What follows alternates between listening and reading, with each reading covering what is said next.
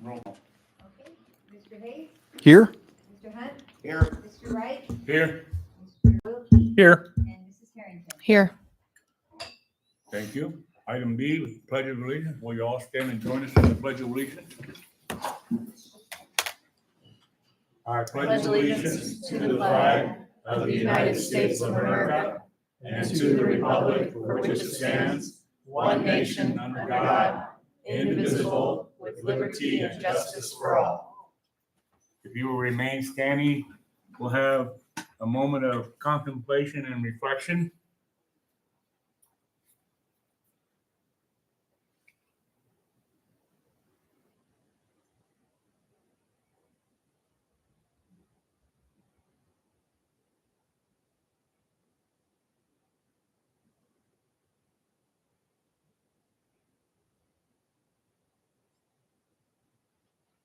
Thank you.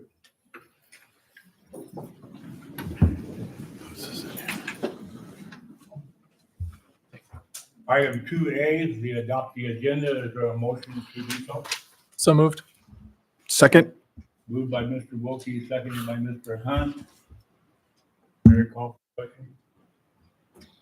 Okay, Mr. Hayes, Yes. Mr. Hunt, Yes. Mr. Wilkie, Yes.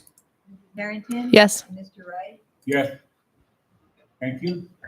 Item 2B, motion to approve prior meeting minutes. So moved. Second. Moved by Mr. Hayes and seconded by Mr. Hunt. Mary, call for the question. Mr. Hayes, Yes. Mr. Hunt, Yes. Mr. Wilkie, Yes. Mrs. Harrington. Yes. And Mr. Wright. Yes. Thank you. Item number 3A, student recognitions. This is the most exciting part. Good evening, President Wright and board members.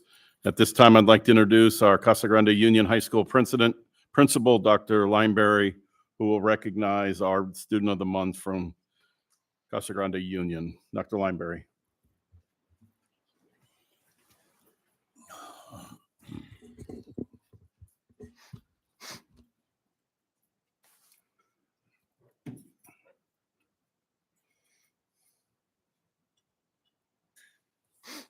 Good evening, President, fellow governing board members, Superintendent Lavender, public.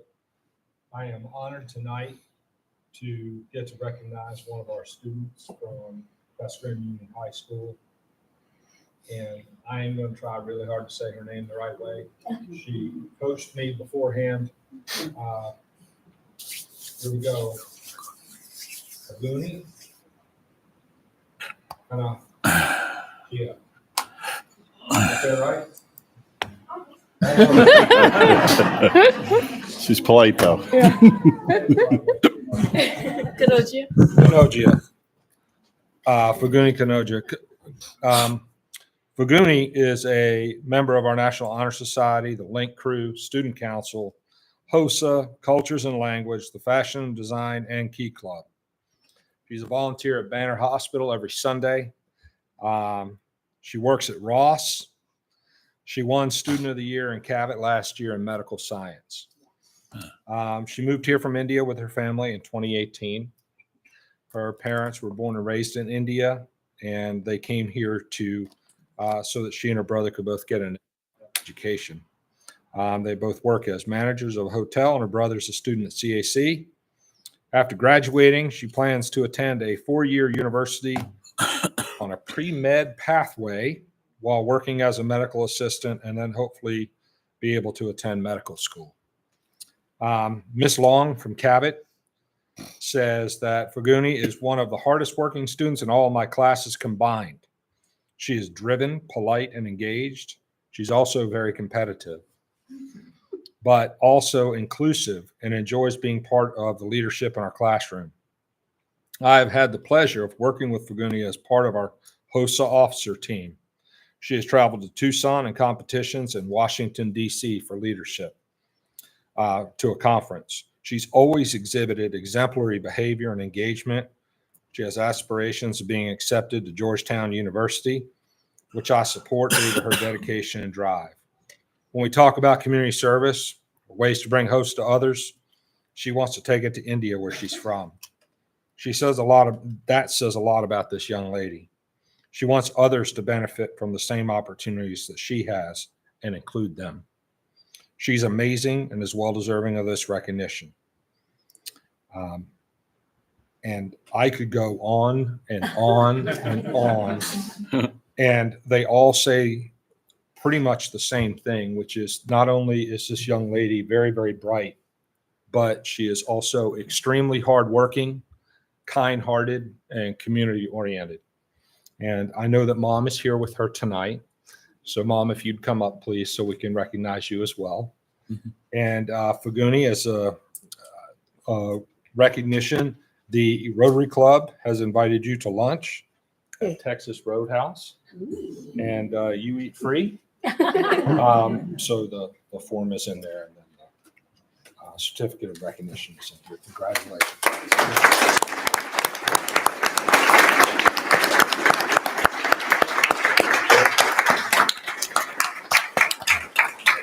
You go around and shake hands too.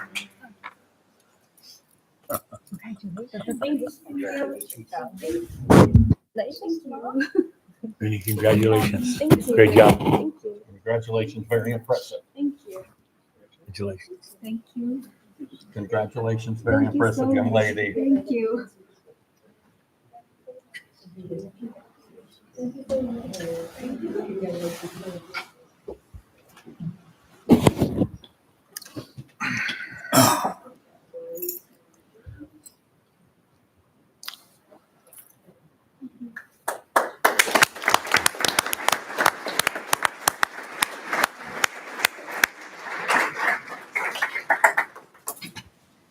Next is our Vista Grande principal, Mr. Danzy, who will recognize his students of the month.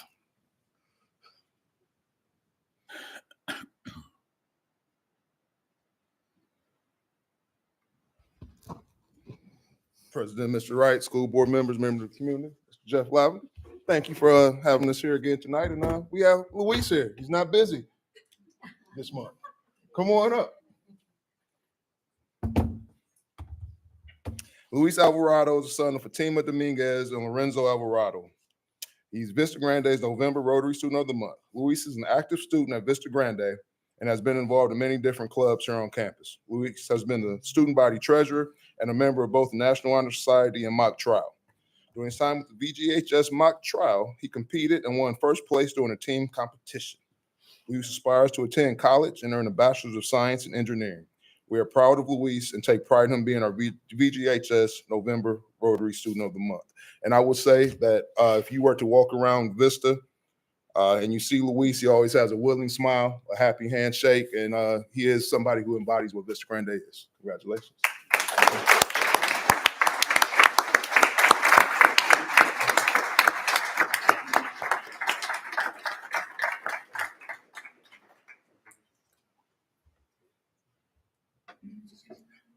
Congratulations. Yes, sir. Good job. Well done.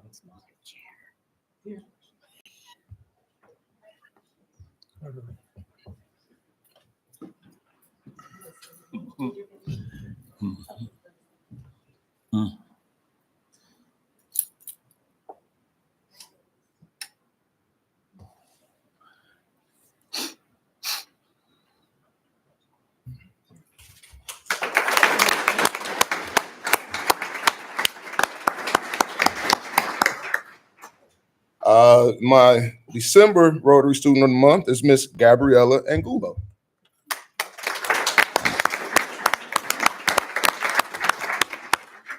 Gabriella is the daughter of Cecilia and Luis Angulo.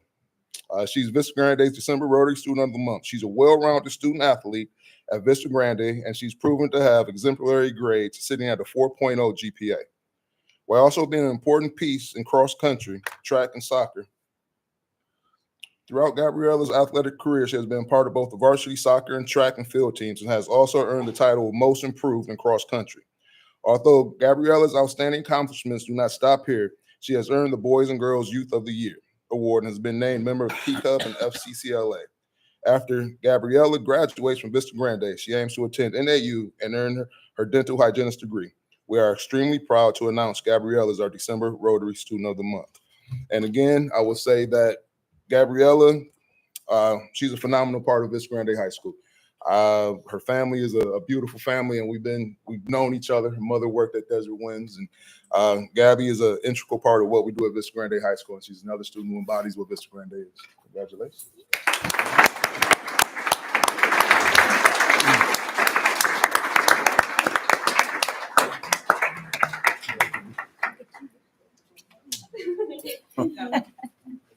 Gabriella, great. Congratulations. Great job. Congrats.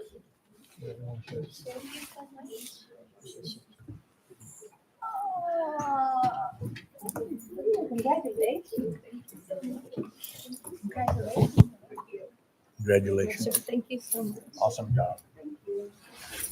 Congratulations. Awesome job. Thank you very much.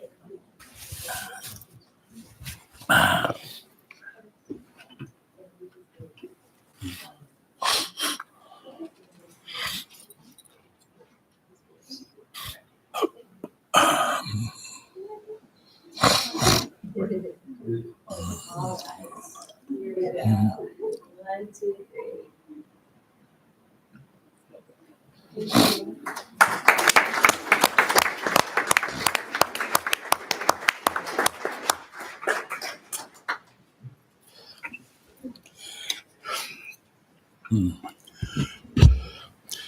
At this time, our CTE director, Mrs. Lisa Miller, will come back up and recognize the CTE Student of the Month, who will be very familiar to all of you. So if we have not yet heard enough, right? Anyway, Mr. Wright, board members, and Mr. Lavender, thanks for giving me the opportunity to present another award to Gabriella.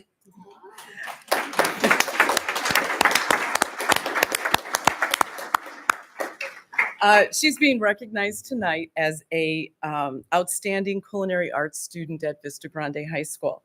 She was nominated by her teacher, Maria Walters, and these are the words that she has shared with me.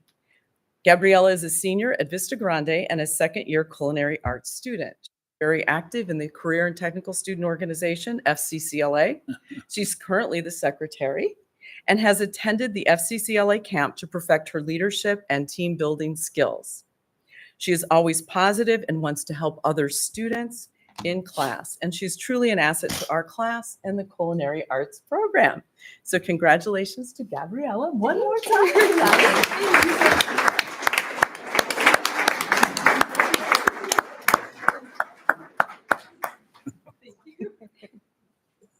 Double up, huh? What's that? That's the only one. Yeah. We'll take care of it. One more. Thank you. Mrs. Walters? Oh, yes. Oh, yes. At request of the student.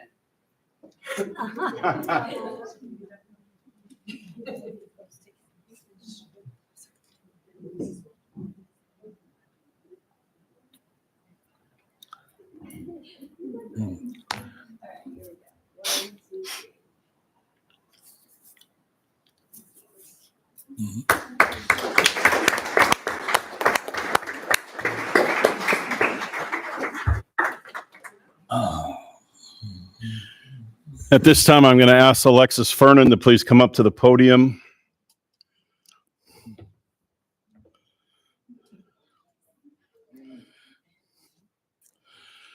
So, right there.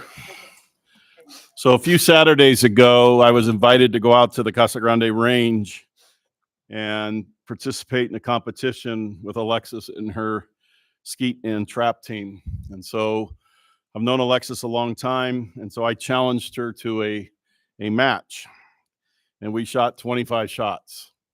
She hit 24, and I hit 6.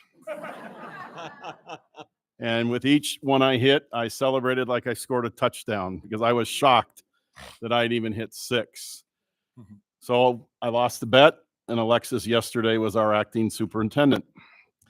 So she showed up to work. She attended a staff meeting with the MLK committee that is planning an event for January 15th. She also attended a meeting with Habitat for Humanity yesterday on some housing opportunities we're excited about. She went to lunch and found out administrators take long lunches at Ricardo's with her coach. And then we went out to Union to address some school issues with Dr. Lineberry and checked on a couple people. And then she spent the rest of the day preparing as superintendent tonight to present to all of you about their national champion skeet team and second place trap team. So we have a lot of talent here. So Superintendent Fernan, you're on now. So it's your presentation. You need. By the way, I asked for a raise and she said no. Smart lady. But she did give Mr. Griffiths a nickel. I lost the list. Do you have it? So, Oh, okay. we're going to call up the club executive team. That's okay. We know who they are. No, I don't. No. Gunnar Mantarola, I believe it is. Am I saying that right, Gunnar? Come on up. He's our vice Manarola? president. He's the vice president. Of course, Ms. Alexis is the President. president of the club. Noah Camargo, Yes. Yes, I got it. Secretary. secretary. And Joey Garton Treasurer. is our treasurer. And then you don't have the list? No. Everybody that's a team member, Alexis lost her list. Stand up. Then just file your way on up here. So one of the great things about the program that we have going is the three tenets of the USA High School Clay Target League. Safety, number one. The league has upwards of 100,000 participants in the United States. 0 incidences of any problems with any kind of issues on the line or anything. Another nice thing about it is we get to bring in some of the younger kids. So we got kids from 7 of our surrounding schools as well. We have the kids from Casa Grande Union, of course, that's where the club is hosted. And then we also have like Casa Grande Middle School, Pace, Mission Heights. Mission Heights, GIA, and I think there's one other one in there somewhere. Yeah. So it helps us get those kids started and bring them into the team. So when they come up to the high school level, we'll already have them polished. These kids did something absolutely amazing. I cannot believe they got to the point they did on their inaugural run in their very first season, placing like that. I don't know how they did it. I'd like to say it was all up to the coaching, but I think there's a lot of raw talent here that has gone untapped. I'd also like to recognize the coaches. Every one of our coaches has to go through a class training, which is coaches, leadership, and safety something. Close enough. Yeah. Oh, safety support. So coaches, we're going to need pictures anyway. So I would like you all to stand up to be recognized. And every one of them has been through those same classes that I had to go through. And any one of them is allowed to run the line. I think, again, just it was a great year. These things say it all. Give one of those to Gunnar. You want us to go show Yeah, them? come on up. Yeah. You're supposed to be running the show No, anyway. no. This is our second place. File through, guys. Go on through. Congratulations. First. Congratulations. Very impressive. Coaches, please come forward. Congratulations. Congratulations. Thank you very much. Congratulations. Great job. Great job. Congratulations. You guys did awesome. Congratulations. Super proud. Congratulations. Proud of you guys. Congratulations. Congratulations, Dave. Great job. Good coaching. Thank you. Congratulations. You should. Good coaching. Thank you very much. Thank you. Thank you. You're welcome.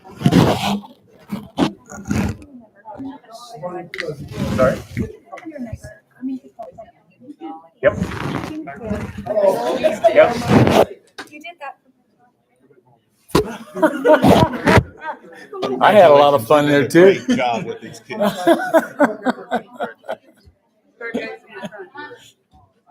guys, Find Chris so I can see your head. We're gonna hide behind you.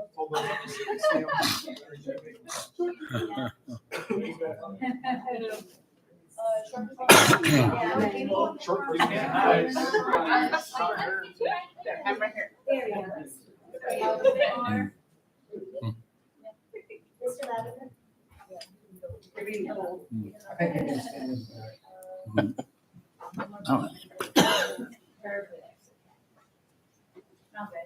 All right, very good.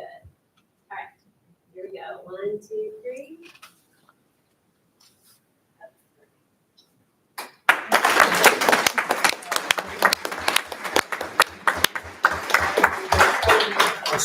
You can leave.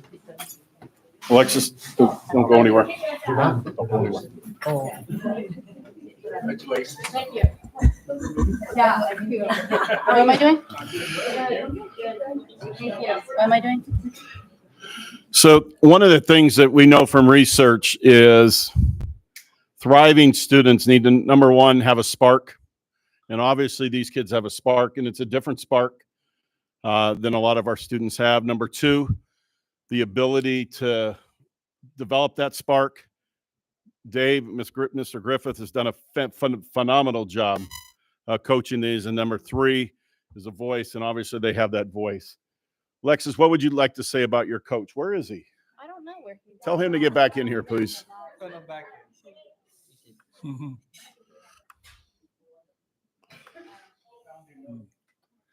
We're not done yet. So I was just sharing with them how you're doing a phenomenal job developing these kids a spark. And Alexis is just going to talk about what kind of coach you are real quick. I kind of just want to say he's been a big inspiration to a lot of these kids, even though he may not be the best or not perfect, but not know what to say sometimes. He may not know what to say sometimes, but he's a phenomenal coach. He gives these kids motivation to come out every time. And we have a band app that we post in constantly saying, we got to get up, we got to get moving, we got to practice so we can be better. And his goal for this upcoming shoot that we have is he wants everyone to place. And I've never had a coach say that before. They've only been that you need to be first or you're nothing. You can be first, second, third, fourth, fifth, dead last. He'll be proud of you no matter what. And that's what I really like about him. Well, thank you.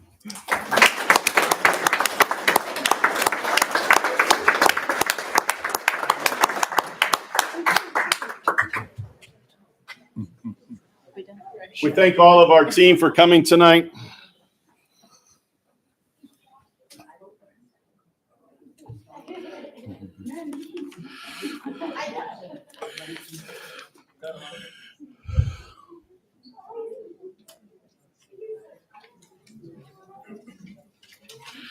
At this time, I'm going to ask our student, Native American student liaison, Mr. Gene Manuel, and our grant coordinator, our director, Tina Ogle, to please come forward and recognize two beautiful young ladies. Good evening, Board President Wright and board members. Lavender. Tonight we're recognizing two students from Casa Grande Union High School. They're part of the Amaran Club, and they participated in the 2023 Amaran Club or Amaran pageant. Are you here? Okay. So the Amaran Club, if anyone doesn't know, it's a collective group of teenagers eager to learn the cultures and traditions of the Native American tribes throughout the country. Currently, we only have one at Casa Grande Union and are hoping to expand at Vista Grande. There is a need there, but currently it's just at Casa Grande Union. This pageant has been held for many, many years, as Gene has shared with me. Gene Manuel, he's our Gila River advisor from Gila River. He is at Casa Grande Union, has been there many, many years, has helped students at Vista as well. these two ladies, the annual Miss Amarin Club pageant is to recognize Native American ladies and their cultural relevance. Contestants participate by displaying their modern and traditional dress, as well as their modern and traditional talents. They are judged and selected by a panel of judges, just like any other pageant. And they will be making, so after this, they'll be making appearances, both public appearances at tribal and school events throughout the school year. It's a school year reign. And so they'll be at our graduation powwow in May 18th, and many other tribal events in their community. This is the first of many, so I'm sure they're getting their smiles ready tonight, and they'll be going nonstop from here out for the rest of the year.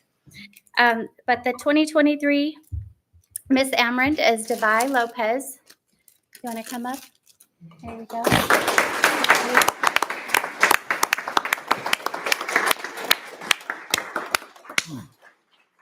2023 Miss Amaranth first attendant is Amari Pratt.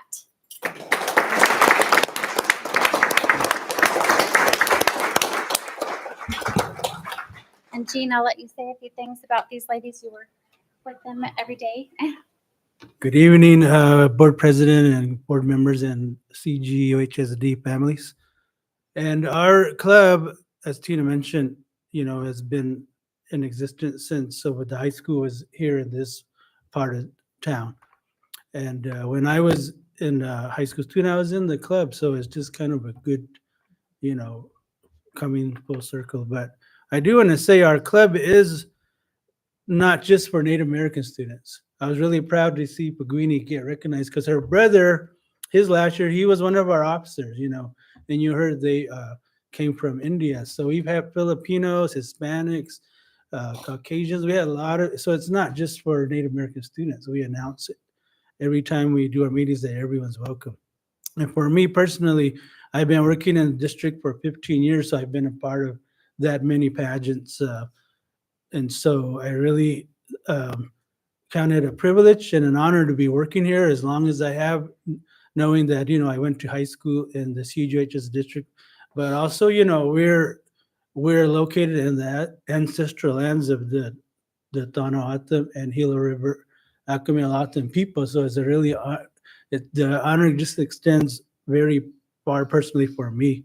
And so I really appreciate that the school district and the school sites really embrace diversity and want to promote it as much as possible. But I just always, every year that I work here, I always feel like the warmth and the reception of the school district for our students. And so I'm really proud of Devi and Amari, and I know their parents personally, they're all back there. And so I really appreciate that this opportunity can happen tonight for them. They're really good, fine young ladies, and we're just looking forward to really some exciting times this school year with them helping to lead our Native American enrollment. Thank you, guys.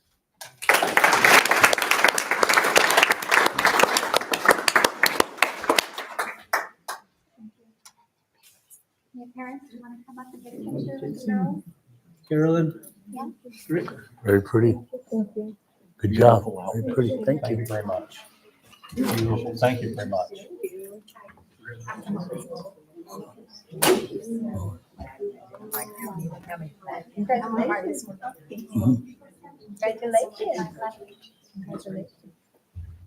Thank you. Thank you. Congratulations. Thank you so much. Thank you. Thank you. Congratulations. Thank you very much.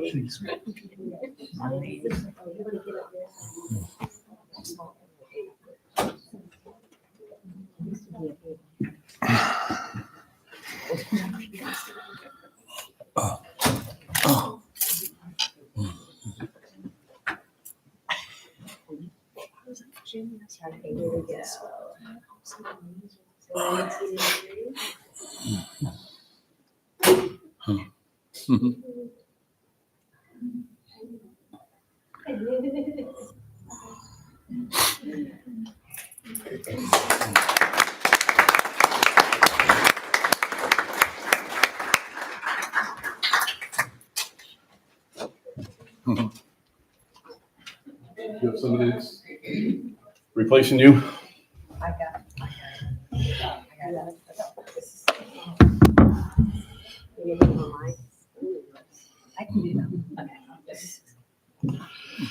So at this time, we want to recognize our December Employees of the Month. And so our first Employee of the Month is somebody that deserves a lot of recognition for the 8% turnaround that we had on the override election, going from 46% last year to 54% this year. No offense to Jody, who is sitting in the audience tonight. We know the bulk of people now no longer read newspapers. They go to social media for their news. And Jennifer stepped out of the classroom a year and a half ago, stepped into this position as our public information officer for the school district. And she has been learning the job every day as she's progressing through.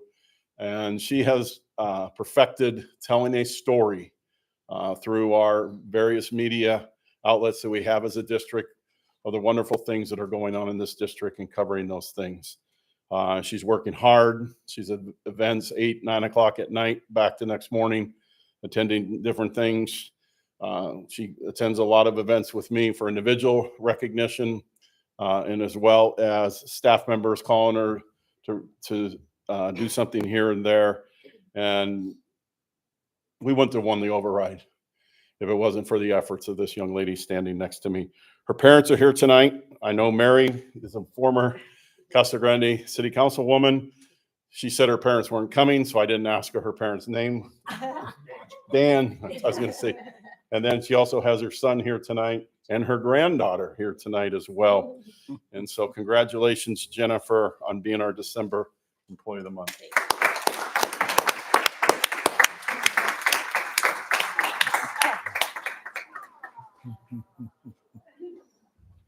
Gotta come up for the picture.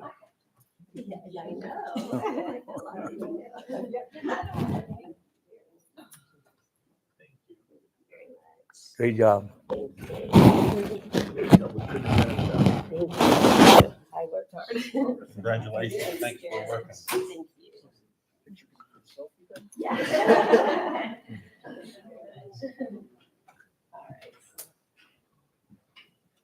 I'm glad Jennifer is here tonight this weekend. She went to Pittsburgh to watch her beloved Steelers play the Cardinals, and she almost drowned.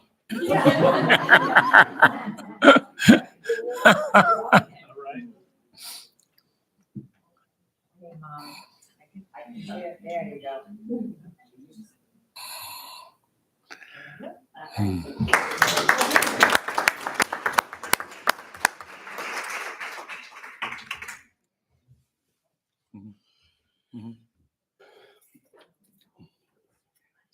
Mr. Will, would you please join me up here, sir?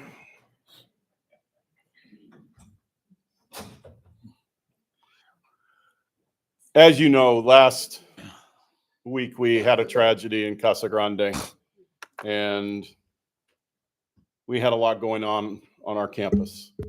And when we all showed up to work on Monday, we had no idea what happened, who was involved, and things like that. But I had a private conversation with a police officer on Monday, and I said, if anybody's going to get to the bottom of this on campus, it's the gentleman standing behind me, because he has some phenomenal relationships with those students across the campus. He is the source that many of our students go to when they need something. And when families need something, I think on an average day, he's probably hitting 40 to 50 steps, heading all over our campus. But he has phenomenal relationships with our students, because he understands that students will always remember the way you made them feel.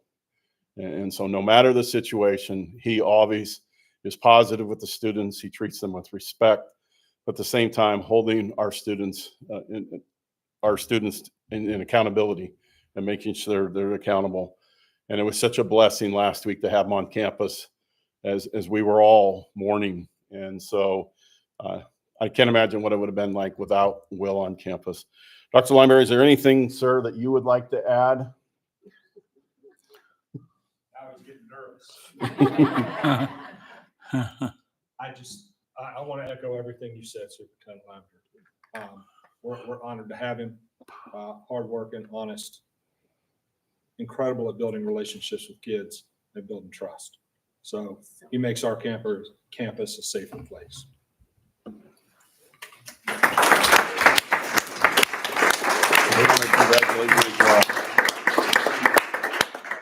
Also, Will's wife, Dr. Gardner, is here as well. So I'm going to ask LaJoy to please join us up here. Will, congratulations. Thank you. Thanks for the job that you do.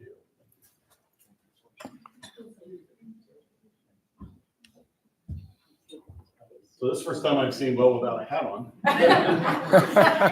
Or his work uniform, so I didn't recognize it.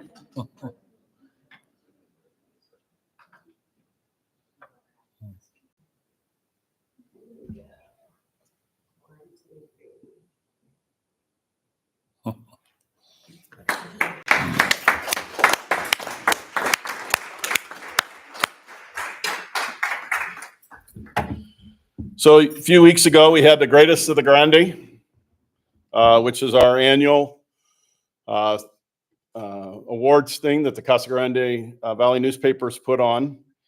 And this year, Vista Grande High School was selected as the Greatest of the Grande for the best public school in Arizona. So I'd like Mr. Danzy to please come up here and join me, please.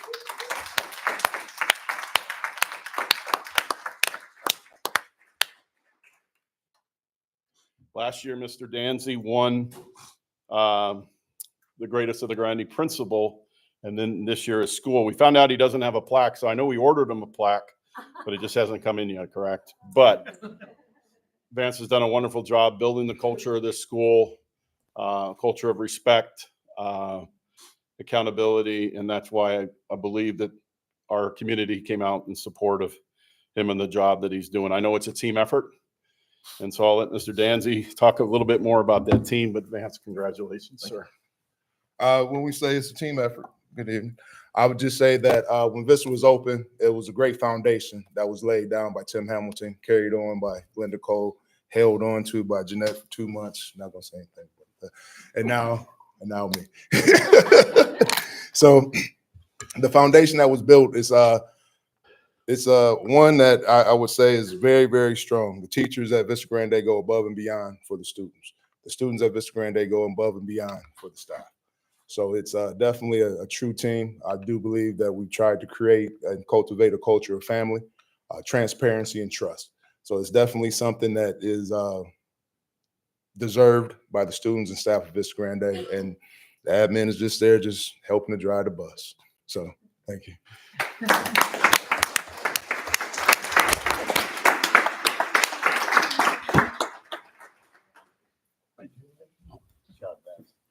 Thank you for coming.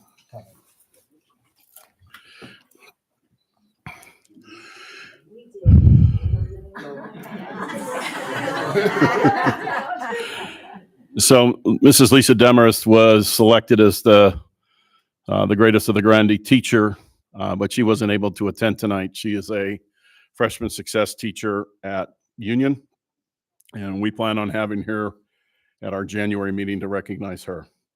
So those are all our awards tonight, sir. Thank you for all those recognitions. That's brings a big smile to our board meetings, these events. Moving on to item 4A, the superintendent's report. You're still on stage, Mr. Lavender. Yes, sir. Well, first of all, I want to thank the community.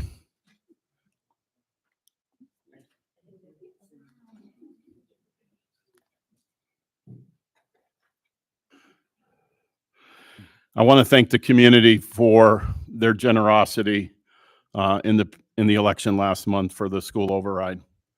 You know, last year we were not successful with 46% of the vote. This year we were able to flip 8% of the vote to get to 54%. This guarantees us about $20 million in additional funding over the next 7 years. The next 5 years, about $3.2 to $3.3 million per year, depending on our M&O budget. And then year 6, 2/3 of that, and year 7, 1/3 of that. And so it was certainly a team effort. I want to publicly thank Boots Hawks and Ralph Akshu for participating and doing the video that provided some humor from people, but also a strong message about this as a community that is supporting this. Randy Robbins for doing the video about why he comes home and continues to work at Casa Grande Union. David Carter, Nathan Sheeler, and some students also participated in the video as well. And so it was clearly a team effort, Jennifer's work as well, to get this passed. I thank all of you for your support. You remain steadfast in supporting this as well. That's one of the things we talked about very early on when I met with you last February, the devastation if this were to fail. And so you're going to hear tonight some projects that we're talking about moving forward that you would not be hearing about tonight had the override failed. And providing some essential things for our staff is critical rather than figuring out how to cut $2 million next year. So again, I want to thank everybody for their support. This year was our first season of flag football, and we're during the awards season now, and our flag football players and coach have gotten multiple awards. Last night, I was able to go down to downtown Phoenix to Central High School for the BJ Media Awards, and our freshman, Kayla Tacker, was the state Defensive Player of the Year for the entire state of Arizona. We had hoped to have her here tonight with Nisi Armstrong, who was the Defensive Region Player of the Year, as Kayla was the Player of the Year, and Kevin White was the Coach of the Year. But Nisi is playing in a soccer game across town tonight with Miss Harrington's daughter, and so they are going to be coming on February 6th, because when we have our January meeting, there's also a soccer team. But we want to make sure that all of you have the opportunity to see and recognize these three students. And we are up to 0. Great. We were also going to recognize our state championship band, marching band tonight from Casa Grande Union, but they have their band concert tonight. And so we're not going to be able to do that. And so in January, we'll be recognizing our state championship band and also recognizing their director, Martin Hebda, who has built that program. I don't know if you saw the ad that Mrs. Kortson had done for the paper today with all of the accomplishments that Mr. Hebda and the band has had since he's been there. But it was extensive, and all the awards and competitions that they've won and that. But this is his first state championship for marching band. He's won several state championships for drumline and things like that. And it's so well deserved, and he works so hard. So I look forward to recognizing that as well. Our students will be taking finals for the end of the first semester on December 14th and 15th, next Thursday and Friday. And then our students will be on winter break from December 16th to January 2nd. Roberto Rivera, who was our keynote speaker at the beginning of the year, was in town a couple weeks ago, and he did presentations at Union and Vista, grade level assemblies for all grade levels, talking about the power of healing, the power of sparks in that. And it was, the students were very appreciative of the words that he shared. He's looking to come back in the end of January for what we're kind of calling a hip hop healing festival. And this is something that he and I had talked about planning while he was here. And it's even now more appropriate that this community continue to heal. And we find ways through the arts, music, poetry, and that for our students to heal from things and situations they've been through. And so we're excited for that. I already talked earlier about the tragedy last week and the difficulty that we had. And first of all, I want to commend Dr. Lineberry. Please stand, Dr. Lineberry. He, on Sunday afternoon, when we knew that things did not look good for Haley, he and I drove up to the hospital. And in the car, I said to Dr. Lineberry, you're about ready to find out what makes this community a community and a special community that a lot of people will never leave when they've been through a tragedy and people reach out to this community. He also participated in an interview with me on Monday afternoon with a reporter for AZ Central. And I said to the reporter, this is no offense to you, but it's a criticism of the Phoenix media in general, that you jump down and come down I-10 every time there's a tragedy in this town and report on it. I know it because I hear from my friends in Phoenix because they're always reporting on it. But I said, you never come back to see how this community wraps their arms around that. And so last Friday night, we did have, I think there were 3 major news networks at our Friday night for Haley. It was a beautiful, beautiful ceremony that these kids planned. Dr. Lineberry, the administration, myself, the cheerleaders with Miss Walker, or not Miss Walker, Miss Kramer planned this thing. And it begins that healing process. And so although we never want to go through this tragedy again, I commend Dr. Lineberry for how hard he worked last week. He told me Friday that he said he's never been through a tougher day as principal. And my response to him was, yeah, and you've never reached more kids than you've reached today as principal, for all the work that he has done. And I am so appreciative of his efforts, the community's efforts, and that they have shown Dr. Lineberry what I talk about. I want to thank Mr. Hayes. Last Monday, he showed up at Union and was there all day, assisting wherever needed, talking to students. As well as that, our consultant, Mr. Anthony Edwards, has been on campus. I spoke to him today, providing messages of hope for our students, talking to staff, students as well. And so it has been a team effort. The funeral for Haley will be on Saturday, December 16th at 11 o'clock at Crossroads Church. Another group that was so supportive on Friday night, besides the cheerleaders, was our ROTC and the presence that they had at this event, and giving the family some space to be able to grieve and protecting the family, and a strong presence there as well. If you haven't seen some of the pictures of the event, I know Dr. Lineberry showed me one today from across the field that was just incredible. But again, and then the last message that I have for all of you and for the community is happy holidays. Again, we thank you for your support on the override. We thank you for all you're doing to support our students, words of encouragement, prayers, everything that is helping us get through these days. So again, I thank you as well, the board, for all your support. We thank you for being the leader that you've been, Thank you. with a big load on your shoulders. And you gathered everybody around, and you had it's a testament to your managerial that you got a lot of good people around you. They picked up the slack, and they made everything work. Yes, sir. Item 4B, the CTE presentation. Ms. Miller?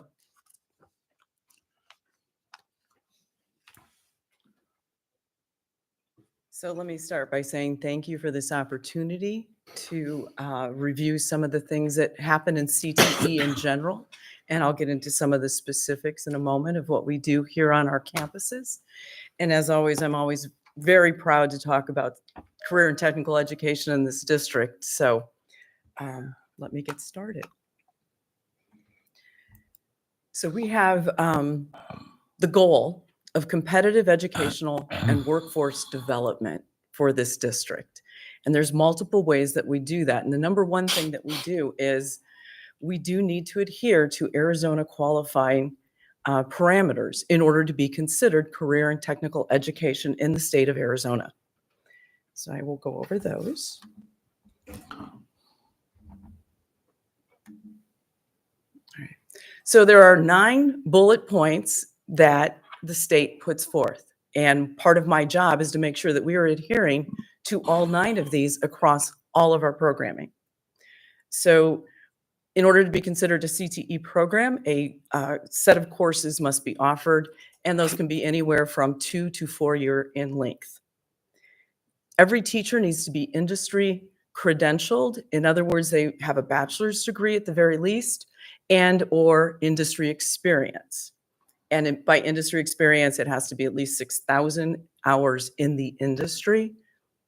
We also monitor whether they have industry credentials, and those are needed at least once every 5 years, depending upon the credential. All of our programs must follow the state program standards that are set forth and approved by industry partners at the state level. Our programs include all special populations, We can exclude no one, just like any other program at a public school. We have local advisory partnerships, and our advisory business partners help us in various committees. They are selected by our teachers. There's a set criteria that is worked out with the state and CAVIT criteria for people to be on that panel. All of our programs must include professional skills and work-based learning. Work-based learning can include a student-based enterprise that is held on campus. It can include outside partnerships with businesses. We can do simulations, and all of those count as work-based learning. We provide as much hands-on as possible in every program. One of the requirements is 51% of instructional time must be spent in hands-on projects. Our goal is to have work-based learning for anyone who has finished a program by the time they're a senior, is for them to have completed 120 work-based learning hours. Academic standards are integrated into every program. So that could mean math, language arts, science. It all depends on what the students are working on and what standards are covered. Every program must meet the state-determined performance measures, and I'm going to show you some of those in just a moment. And then we offer career and technical student organizations. So those are the things, that's the CTSOs that you'll hear me talk about, but those are the things like FFA, DECA, FCCLA, HOSA, and I'm forgetting one. We have 5. Oh, Skills USA, our largest one, Skills USA. All right. So we have essentially 2 sets or two sites that offer programming. We have the districts and we have CAVIT. All of that is CTE. All of that is career and technical education. The difference lies in that we offer programs at our site that differ from the ones at CAVIT. CAVIT tends to offer, and we prefer that they offer things that we are not able to offer at our campuses. So we have 13 different programs across the 2 sites. There are 5 student organizations represented. We have college credit available in welding and construction.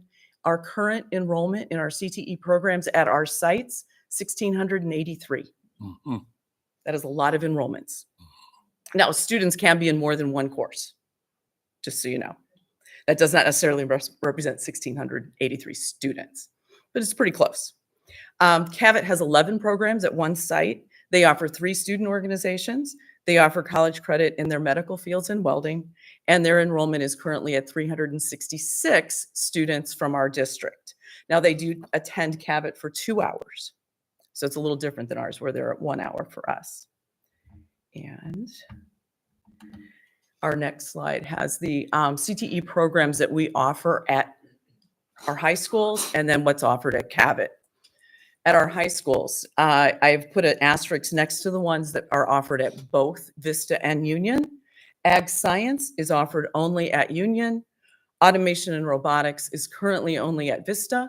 Auto Technology is currently only available at Union. Biotechnology only at Union. Construction, Culinary, Arts, Early Childhood Education, JROTC, and Marketing are all at both campuses. We have Engineering at Union only. We have Graphic Design at Vista only. Software and App Design at Union only currently. And then Technical Theater, or Stagecraft as it's called, is offered at Vista. CAVIT offers, and if you'll notice something about CAVIT, they offer many of the helping industries, many medical opportunities. There is a difference between what they offer and what we offer. And so it provides us with additional opportunities for students. So you can look at it this way. We have 24 different programs we can offer because of CAVIT. We do have a funding intergovernmental agreement with CAVIT, and each student in CTE generates approximately $1,000 extra from the state funding formula. That amount gets split between us and CAVIT. All right, and let's talk about some of the performance measures. If you look at this, the gold represents our programs. The green is the state level of performance. So you'll notice overall, we are exceeding the state levels of performance. So that first one is the, oh my goodness, I did not choose a good color. Okay, graduation rates are at 97.2%. So when we have someone who completes a CTE program in our district, chances are they're also going to graduate from high school. If you look at the next one, which is reading, the next ones are the proficiencies exams. So we have exceeded the state averages in everything except science. The science exam was changed just this past year or so. And so scores are a bit low in that, and they've been low across the state, so that we will continue to monitor that and see what we can do inside of our programming to help bring those scores up. We also have graduation placements at 64%. So our graduation placement means that students, once they graduate, they are either continuing to study one of the programs that they started in high school, or they are being placed in jobs based on what they studied in high school. And we track them for 2 years. When we get down to non-traditional, we have worked really hard to attract students who are considered non-traditional, and this really boils down to gender sometimes. There are far more females working in education than males. So early childhood has tried to promote to males. Automotive technology has tried to get more and more girls involved. Construction, more and more girls involved. So we kept missing that parameter, and we have finally surpassed the state parameter. I'm very proud of the next one. Last year, we had 99% of our completers who got an industry recognized credential. In 2020, at the end of 23, we had 100% of our completers who actually had earned some sort of an industry credential. And for our district, that could be ASE, that could be NCCER. ASE is automotive, NCCER is out of construction. It could be an OSHA targeted specific to a category. It could be automotive OSHA, it could be construction OSHA, could be food handlers. Our ECE students are earning their first aid CPR cards. In marketing, they're learning retail strategies, and they earn credentials that are recognized by the state and industry from the National Retail Foundation. All of the industry credentials that we earn are a piece of our A to F rating and our CCRI, our Career and College Readiness Index for the district. And then technical skills assessments. Each completer is expected to take a state exam. That is the technical skills assessment. So we currently have 67% of our students passing that. The state average is actually at 63. So I would like to see that go higher, but we are exceeding what the state average is on those. All right. So one of our goals is to continue to develop our capability to engage our community, to support students' educational and career goals through business and industry partnerships.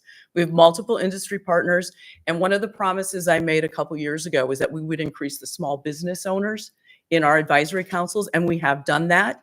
And I can remember when Joe Lopez would sit on the board, he wanted to volunteer. And what he has done now that he is not on the board anymore is he is coming out for automotive. He is volunteering, and we have some additional smaller business owners participating in our events as well. We hold meet and greet events with them. We just did one in the middle of October. They are more than welcome to come visit our sites when we have open houses, and our teachers continue to meet with them at least twice per year. And we have our CTE program showcases are coming up. We have one scheduled for this week at Vista, and then we rescheduled another one for Union in January. And another goal is to continue to expand learning and career opportunities that support all students in their post-high school desires. As CAC continues to develop programs that would be appropriate for our students, we are working with them to open up slots and seats, and I reserve seats and all the things that I need to do with their CTE department as well. So we can offer welding and construction for college credit with the help of CAC. They've also helped us out with sponsorship of our NCCER credential. So we intend to add other courses and industry certifications as they become available, mostly because they provide an advantage to our students. That is actually a hiring advantage. It's an advantage when they go to apply for scholarships. It's an advantage when they go to apply for schools. And we know that our economy here is expanding. We have multiple areas where our students are going to want to be. And I'm hopeful that we get to encourage them to stick around and not have to leave the area for good jobs. And I know that we're working on it, and I'm very excited about that. So one of the things that was a goal of mine as CTE director was to bring in embedded credit. And what I've done with this slide is just review what we've already done. And that last slide is what's in or the last little picture there is what's in progress this year. I do not yet have numbers for you because we are just finishing the first semester for that first group of juniors. So the plan that was implemented in February of 22 is just now coming to fruition because these juniors are going to be our graduates in 2025. So we will look at who has passed their technical skills assessment, who has prepared themselves for graduation, who's eligible for that embedded credit. And we're going to Tina and I are going to work together on this, and we're going to take a serious look at what's going on with it. And while I don't have numbers today, because we got to let the kids get to that point, I will have numbers for this very soon. All right. Questions and answers. Great job. With when we created Cabot, or when the county created Cabot back in 2001, and Casa Grande became one of the 5 member schools, the Cabot was meant to be at the satellite school before it had its main campus out there. And so it's over now, it's 22 years it's all been going. And they were coming into this high because we were the biggest. And so they had a lot of programs that they were using, and they weren't able to quite distinguish themselves. So it's nice that since they built their campus out, I don't remember what it was, in the mid 2000s, I think they built their campus, late 2000.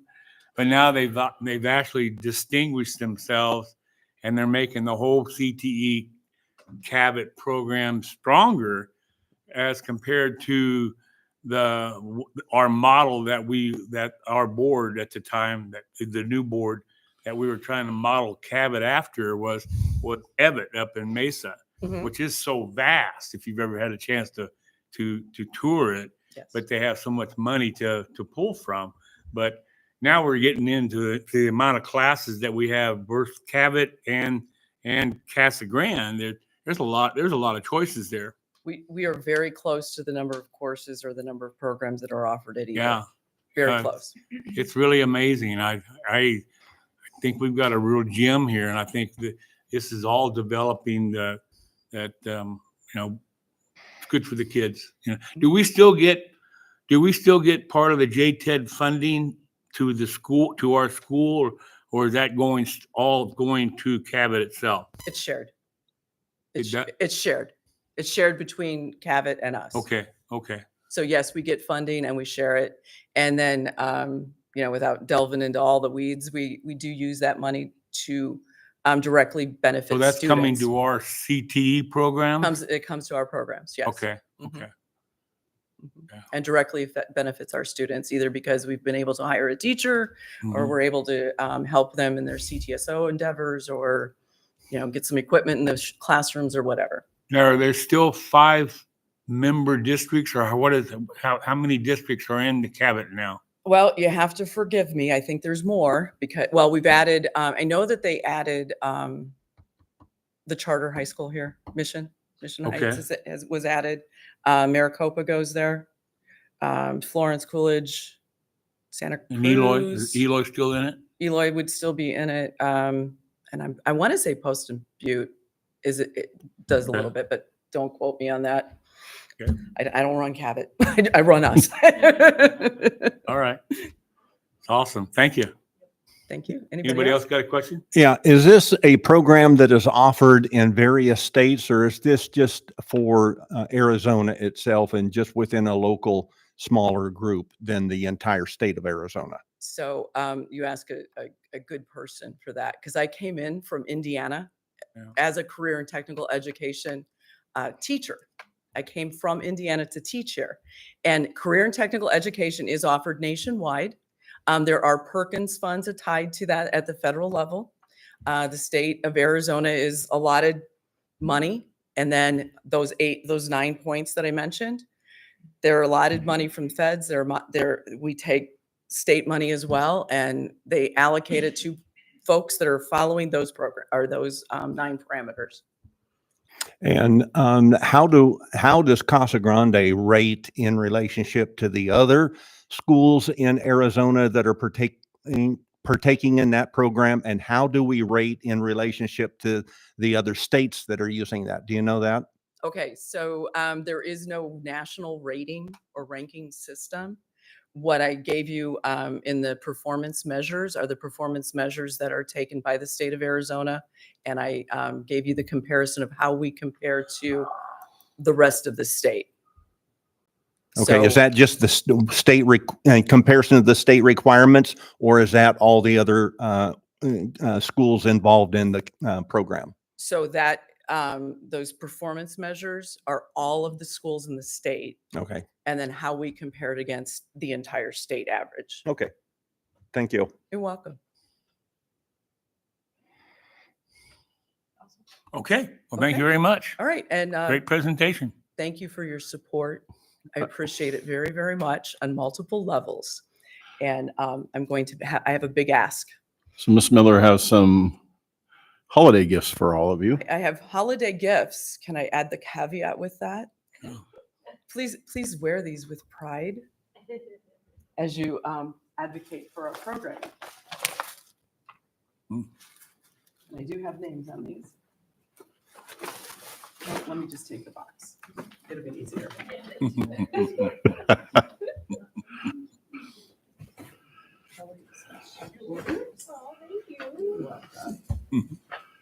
This one's Chuck's. That was Chuck's? Okay, I got Richard right here. Okay. So I want to thank you, Mrs. Miller, for doing this presentation tonight. I think it's good for all of us to learn about our programs. And I can talk all day about them, so, you just let me know. And also, she is available if any of you would ever like to tour any of our programs at both of our schools or take you out to Cabot to see Cabot. Awesome. Thank you. But we're not paying for the massages. Oh, we can schedule a tour on the right day when they're doing lab. But thanks. I thought you still had to pay $10. Oh, I don't know. Honestly, I don't know. Item number 5, A, call to the public. Ms. Harrington, will you read the public content for call to the public? I sure will.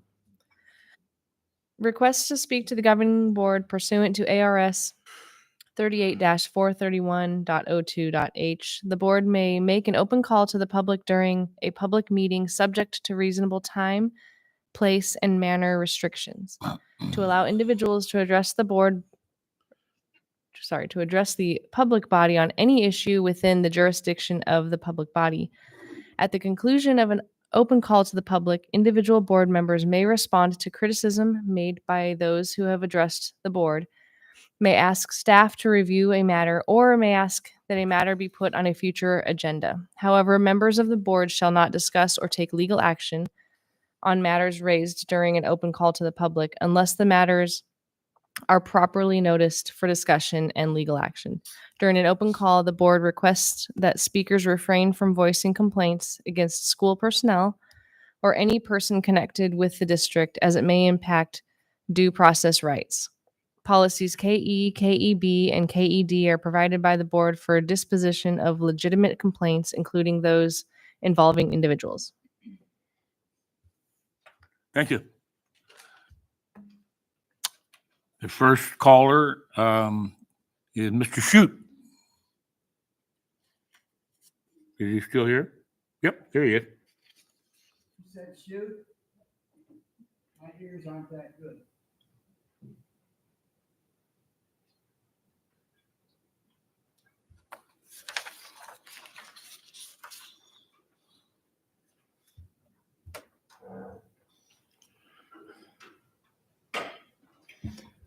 Thank you very much, Chairman and board members, for this chance to be in a public meeting. I'm going to ask for two things towards the end, but I'd like to read something, understanding that, again, you have told the parameters about prayer. But I just wanted to bring up some history. Mr. Shute, can you move a little closer to the microphone or move it towards you, please? How's this? That's good. Thank you. Thank you. Anyway, in 1787, Benjamin Franklin spoke to the Constitutional Convention, and he wanted to remind them that all the signers had begun every session with prayers, and they weren't government yet at that time. In this situation, the assembly was not sure which way to go, and he suggested that we have not hitherto once thought of humbly applying to the Father of lights to illuminate our understanding. In the beginning of the contest, when we were sensible of danger, we had daily prayer. And it goes on for much more. And he concluded, well, he didn't conclude, but in one of the statements, and have we now forgotten the powerful friend, or do we imagine that we no longer need his assistance? So our founders were very much aware that there is need to be going to a God to get ourselves together and to have the support we need, because human minds don't function from a spiritual basis. That being said, then, I would like to suggest to the board that prior to the meeting that opens at 6 o'clock, I got to get 6:30, that you have this room quiet for those of us that might want to get together to pray for the board, pray for the teachers, the employees, and the students. The other suggestion I would like to present to you is a change in the agenda items to put this public call to public before the recognitions, because it's a public meeting and we have public here, but public disappears. So just a suggestion. Thank you very much for your Good idea. Thank you. Thank you, Mr. Shute. Good idea. We'll consider that. The second speaker is Yvonne Tsai.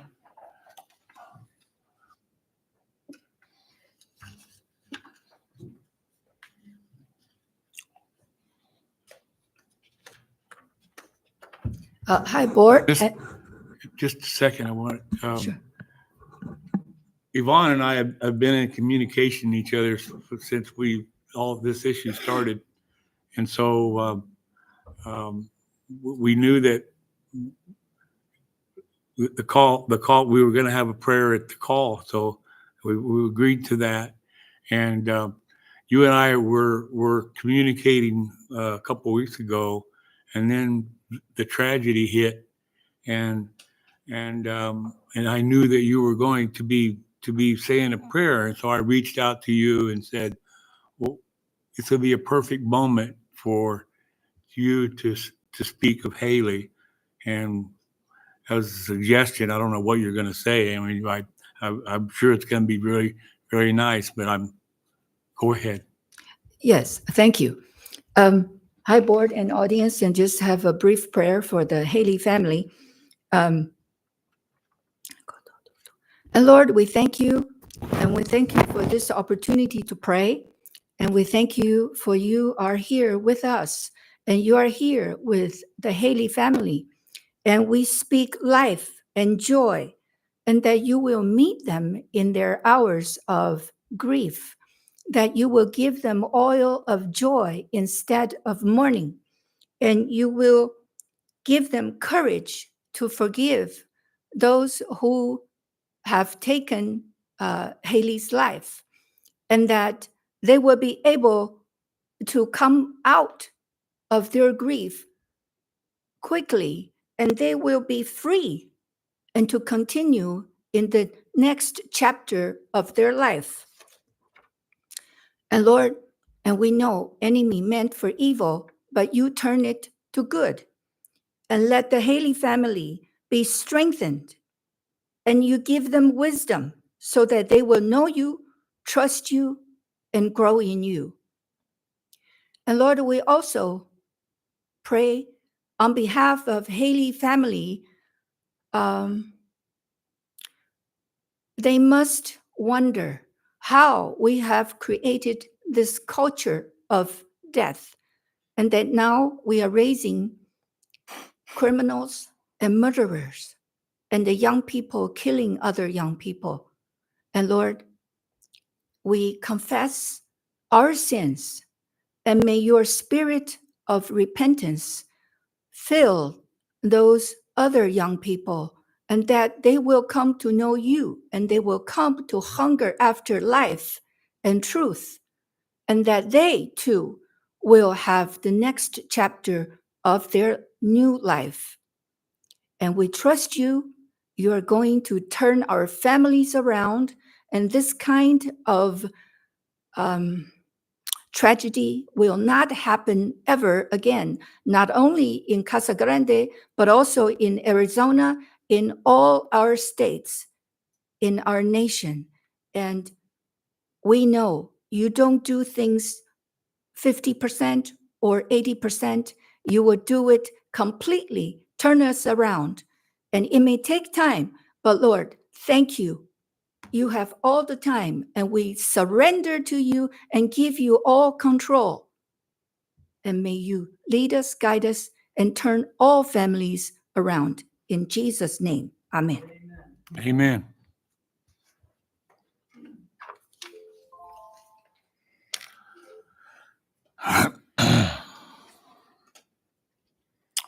Item 6, matters reserved for board action. Item A, the ASBA policy revisions, adoption. Is there a motion to take action? Motion to approve. Second. Been moved by Mr. Wilkie, seconded by Mrs. Harrington. Is there any discussion? Hearing none, Mary, call for the question. Mr. Hayes? Yes. Mr. Hunt? Yes. Mr. Wilkie? Yes. Mrs. Harrington? Yes. Mr. Wright? Yes, thank you. Item 6B, the MOU and data sharing agreement with Grad Solutions. Is there a motion to take action? So move. Second. Discussion. Been moved by Mr. Hayes, seconded by Mr. Hunt. Is there any discussion? I did have just a couple of quick questions here for the Grad Solutions. Data, yeah, for Grad Solutions. Have we used this company before? Is this an ongoing kind of relationship we have, or is this something new to the? Is it a replacement for a program that we had a couple of years ago? Is it? We used to have Grad Alliance that helped us with our graduation and our students that were dropping out. And so it's similar to that program. Okay. And then just, so I guess, I don't know much about the Grad Solutions here. They have a track record that have been used throughout the state or other communities? How did we come to them? Was there an open kind of just researched and came to them? I think Dr. Lineberry was the one that brought this company to the district as a company that he's familiar with in his previous district. Hi. So Grad Solutions is widely known throughout. I'm not sure if it's a national organization, but throughout Arizona.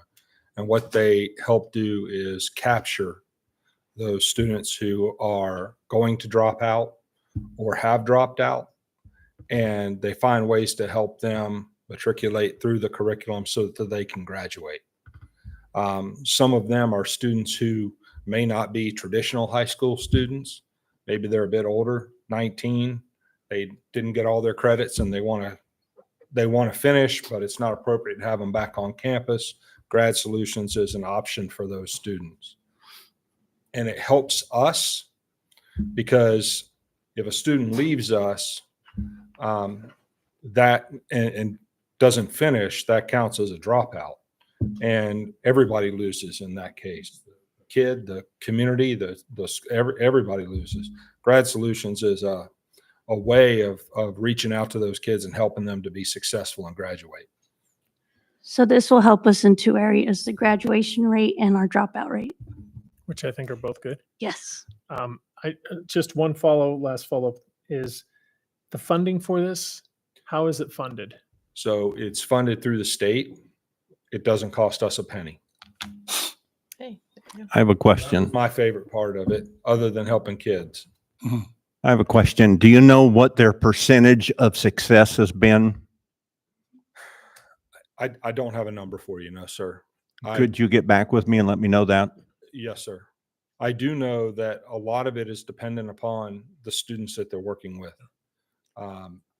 That's a clientele that is probably more challenging when it comes to helping them graduate because they've already gone through high school and they didn't make it, or they decided to drop out. But some decide to drop out for various reasons. It may not be a school issue. It may be a family issue or a home issue. But I can get you a number. If you would, and what has been your experience with this group? I worked with them in Apache Junction. And how did they do? What was your feelings about them? We were getting ready to start the partnership, sir, when I came here. Okay. So if I might build off of Mr. Hunt, is at the end of this conclusion of the school year, it would be nice to have that roll up the analytics related to Absolutely. track record, how many people went in, the success rate. And so we can, because I would imagine this is an ongoing revisiting or visiting each year related to this or this. Yeah. So what we'll do is we'll send them our data sharing piece. We'll send them our students that have dropped out and they try to touch base with them to get them enrolled in their school. And that's how we work with partnership. What I'll do is I'll have our student data person reach out to them and make sure that we're keeping in contact with them. And how many kids did they capture from our school district? I'd like to know, sorry. No, I'm sorry. I'd like to know how many other schools in the state of Arizona are involved in this and maybe be able to get some feedback from them so that we have more assurance that these people are somebody that we want to be involved with. I can certainly do that. Okay. Okay. Any other questions Any other for me? questions? Mary, call for the question. Mr. Hayes? Yes. Mr. Hunt? Yes. Mr. Wilkie? Yes. Mrs. Harrington? Yes. Mr. Wright? Yes. Item number 6C. The new position, apprentice teacher. Is there a motion to action? So moved. Second. Been moved by Mr. Wilkie, seconded by Mrs. Harrington. Is there any discussion? I'd just like to say that I like this approach. I think it's a good entryway to, it's getting someone with some experience, the additional experience that could help benefit our classrooms and our staffing challenges that we have at this time. So, And what we're doing is taking existing positions that we're not able to fill because we can't find a qualified candidate and offering some of our assistants who are showing promise, who have at least obtained an associate's degree, the opportunity to finish their education.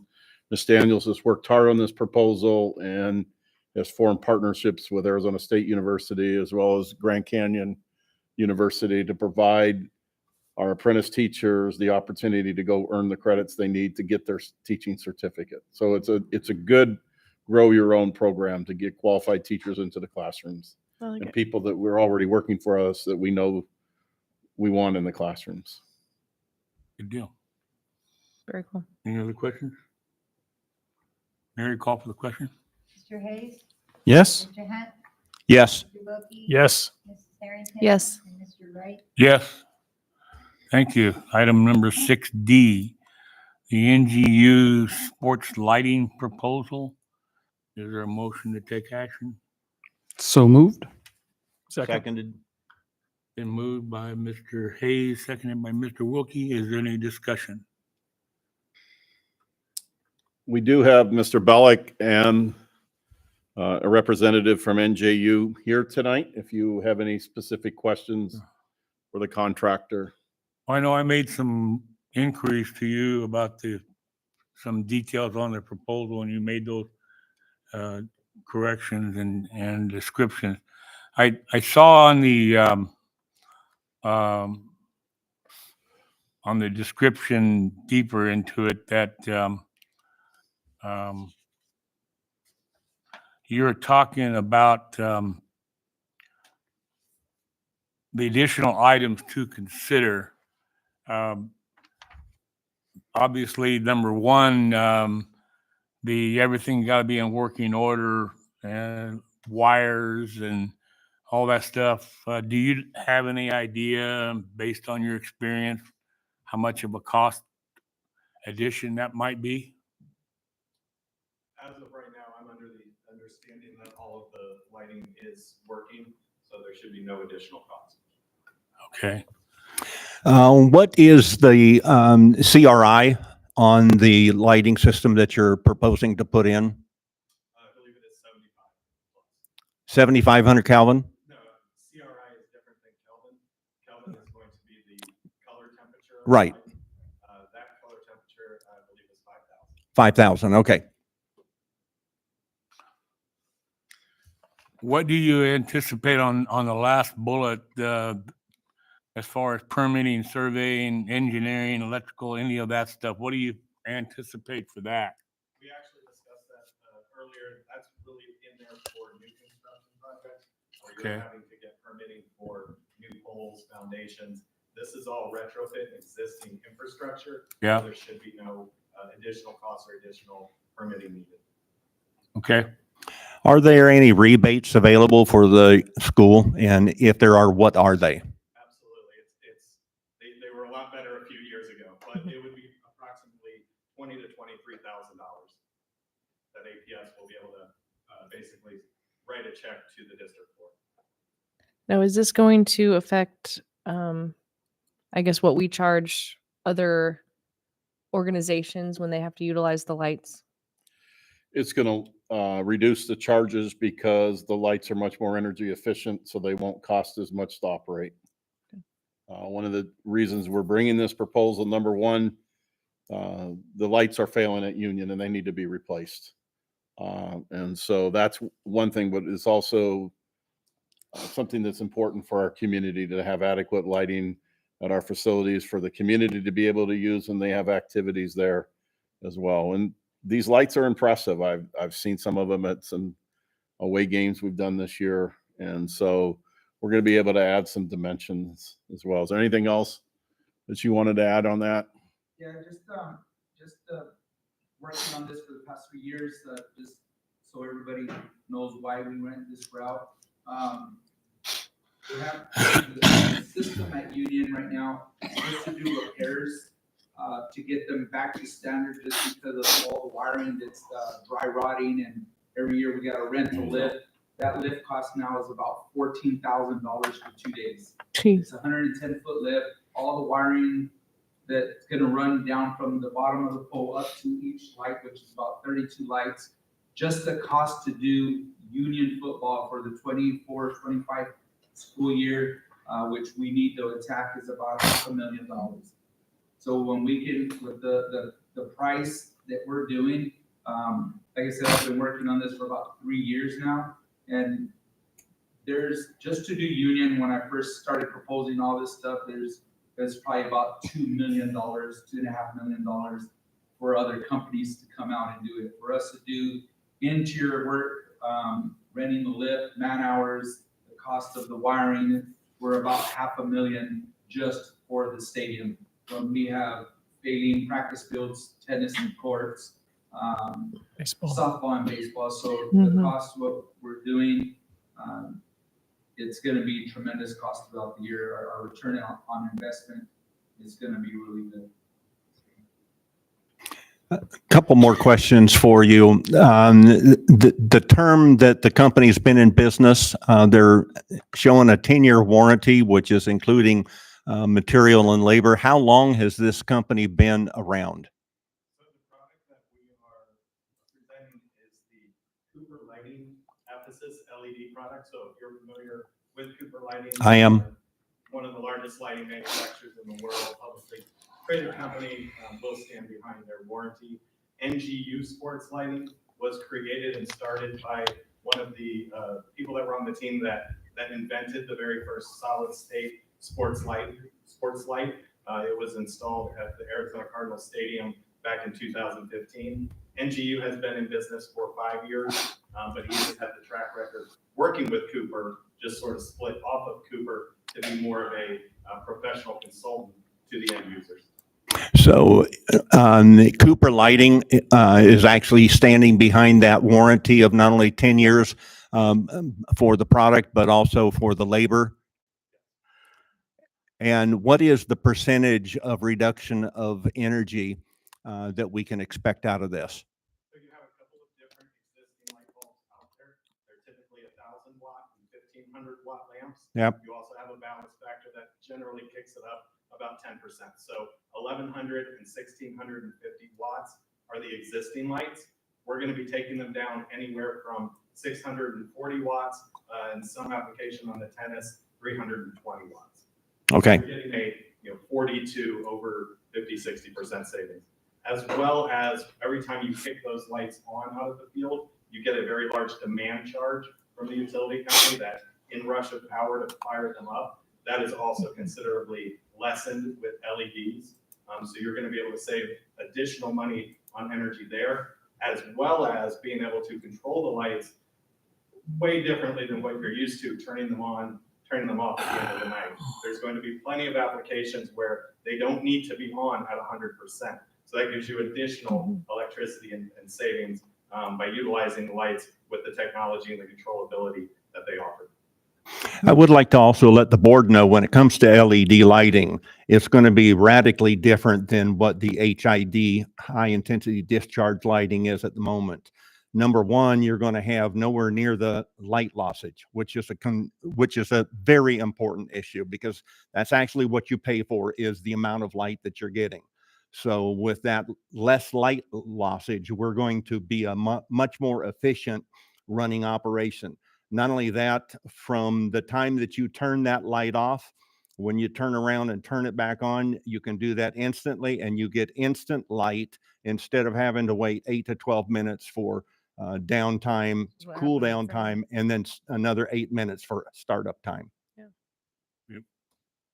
That was going to be one of my biggest points. So that last year I made the mistake and I actually turned the wrong switch off at graduation.